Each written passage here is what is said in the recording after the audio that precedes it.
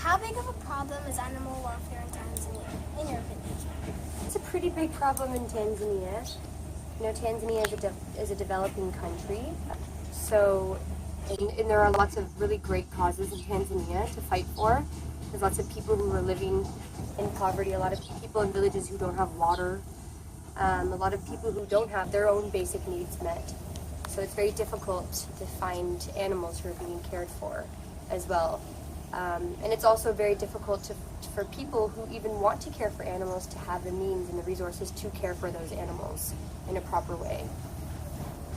So it's a pretty big problem across the board, from transporting cows and pigs to slaughterhouses, to working donkeys in the villages, to poaching elephants and rhinos in the national parks, to domestic cats and dogs.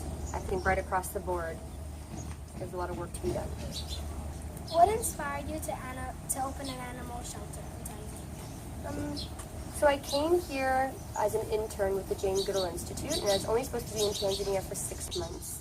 But and I was actually told by my parents before I came here, because they knew I have a love for animals. They said, you know, when you go to Africa, you can't just pick up every stray and keep it. And I was like, okay.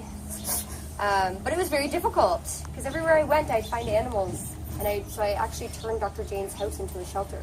And then when I realized that, you know, I could rescue them, and there was a vet, and I could find homes for them, you know, I just knew I had to see it through.